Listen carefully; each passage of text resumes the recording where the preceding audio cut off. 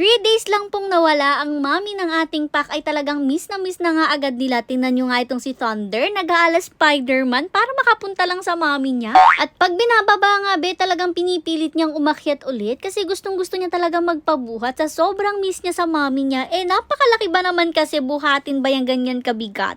Nagbabalik na nga from vacation galing sa Mindoro ang mami ng ating pack at 3 days nga nilang hindi nakita ang kanilang mami. At alam niyo naman bihirang mangyayari yon, kaya nga sabi ko gusto ko makita yung reaction ng ating pack members. Pero nauna na nga sumalubong itong mga doggy sa labas, na-miss din yata nila. Sakto kasi labas na rin ang pack members natin ngayon, kaya ayan nag-alcohol na muna si mama, nag-disinfect siya ng kamay pati na rin ang kanyang katawan. At tumupo na nga lang sila dito, hinihintay na lumabas ang ating pack members. Maloloka ka, parang hindi lang talaga si pack members ang nakamiss sa mami nila, pati itong mga aso sa labas. Nauna na nga lumabas si Kelvin pero di naman niya napansin yung mami niya kasi inuna nga niya magyaya ng kalaro. Pero nung mapansin nga niya nandyan yung mami niya, nagulat siya at biglang sumalubong. Diba ang cute-cute tingnan ng reaction niya hanggang sa nagsisalubungan na nga po lahat. Sir, kalas ewan ko kung anong hinahanap nung una, pasalubong yata agad yung hinahanap. Pero ito nga si Kelvin, sumasalubong agad sa kanyang mami. Akyat nga siya ng akyat sa mami niya at nagpapakiss. Maya-maya pa lumapit na rin si Hercules at nang kiss na rin. Di naman papatalo ang anak niyo si Kelvin nagpakiss lang din ulit ng nagpakiss. O, diba? Inggitan yarn. Maya-maya pa lumapit na rin si Leon at sumalubong pero may halong galit yung salubong ni Leon. Ba't daw kasi hindi siya sinama sa Mindoro? Di sana nakauwi na daw siya. Ito naman si Juno at si Dos, ewan ko ba ako yung nasalubong, di naman ako bagong dating. After naman sumalubong ni Leon, ayan nagmarites na nga siya agad sa labas. Si Dos naman, inaamoy-amoy niya nga ang damit na kanyang mami. Inaalam niya kung saan galing tsaka sinong ibang asong nilapitan.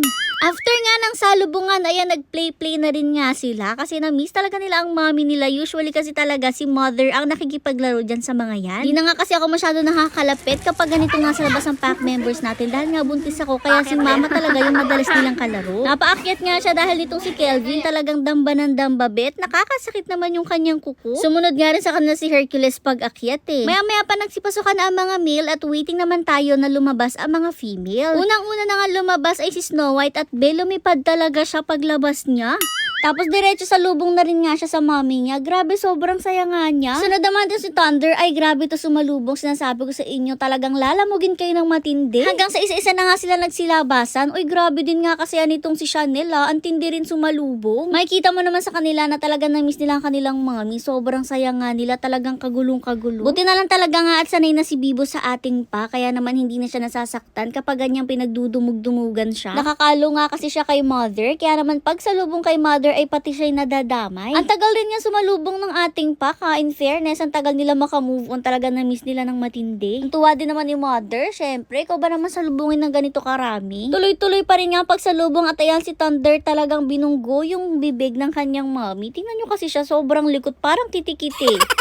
Etong si Mustang, grabe din ang pagkami sa mami niya ha. Tingnan nyo talagang sobrang tindi sumalubong. Pati na nga si Chanel. Grabe nga talagang hindi tinigilan ng mami nila. Nilamog-lamog pati yung bata. Maya-maya pa si Mishka naman yung sumalubong at grabing pinanggigilan nga siya ni mama. Napakataba naman kasi talaga. Pagpasok nga ni mama dito sa loob talagang sunod pa rin nga sila. Di pa rin tapos sumalubong Tapos dito na nga maloloka ka kay Thunder kasi talagang umaakyat siya sa kagustuhan niyang salubungin ng mami niya. At hindi lang nga siya basta umaakyat kasi nagpapabuhat rin nga siya sa mami niya pag akyat niya. Grabe nga, kalaki ay nagpapabuhat ng ganyan. Hirap na hirap tuloy yung kanyang mami. Kaya naman pinapabalik din agad kasi nainggit talaga yung ibang pack members. Gusto bubuhatin rin sila paloob. Pero syempre si Thunder yan, matigas ang ulo niyan. Kaya naman talaga nagpipilit siyang umakyat-akyat ulit. Grabe naman kasi ang pagkamis. Bakit kasi hindi pa siya isinama sa Mindoro? Ayan tuloy. Lumalabas nga ang talent niya sa pag-akyat-akyat talaga kapag ganyan. Kaya naman napipilitan si mamang buhatin. Kasi tingnan nyo naman ang ginagawa niya kapag ibinabalik ulit siya doon, talagang pinipilit umakyat ulit. Gusto niya talaga bubuhatin siya at lalambing-lambingin. Actually, okay lang naman lambingin kaso nga talagang hirap na hirap nga si mama kasi malikot din to kapag buhat at napakalaki, napakabigat. Maya-maya pa nga nagsipasukan na rin sila. Ay, sa wakas naman, magsisikain na nga sila at after nga nilang pumasok, si mama naman yung pumasok sa loob para salubungin ang kanyang mga baby kasi nga hindi naman pwedeng palabasin ang mga to kasi bagong turok nga po sila. Wala pang 1 week. Kaya nga dito na lang sila sinalubong ni mother sa loob ng mga cage nila at grabe din nga ang magkatuwa, hindi magkanda ugaga. Habang nagkakaguluhan nga dito sa loob kasi nagkakasalubungan dito naman sa labas, nagbababa na ng mga pasalubong. And grabe naman, tingnan nyo kung anong pinakamarami, be, saging. Uy, diba, napakadami. Tiba-tiba na naman ang pack members natin ito. Favorite pa naman nila to. Na-curious naman ako kung anong laman itong mga box, kaya syempre sinilip ko, be, naloka ako kasi ang daming rambutan. Syempre, chikadora ang ate mo, yung kabilang box naman yung binuksan ko at puro itlog nga siya ng itik. Pero hindi lang ako marites, ha, pati itong isang doggy na to kasi be, nandito siya habang nagbababa ng mga gamit, parang nag-aabang ng pasalubong para sa kanya. Di pa nga nabubuksan tong box, talagang kumuha na ako ng rambutan. O, diba, ang yummy, be. Tapos naloka ako kasi meron pa palang mga lansones. At grabe, be, napakalalaki ng lansones. Pero mas naloka ako nung binaba na tong nasa sako. Puro crabs siya, guys. Nung ibinuhos na nga sa palanggana tong mga alimango, be, talaga nagagalawan pa nga sila. Pero safe naman daw kasi nga nakatali yung mga pangkipit nila. Kaya alam nyo na ang gagawin. Ito nga si mama kumuha ng isa at ipinanakot dito sa bata. Takot naman si Bibo, crab daw, no. At syempre, tatakutin din natin ang mga batang may buntot. Kaya naman dinala agad ni mama dito sa mansyon. Una niyang nakasalubong itong si Perseus. At grabe nga ang takbo ni Perseus. First time din nga lang kasi niya talaga makakita ng crab. Pagpasok nga sa mansyon, ay be, talaga nagkaguluhan ng ating pack members. At curious na curious sila kung ano nga tong dala ni mother.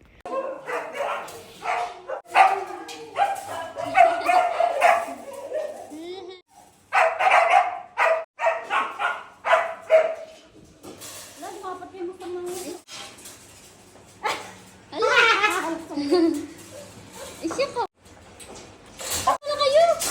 Ulam. Malia, you like crab? Yan. Lalabas pa, lalabas pa.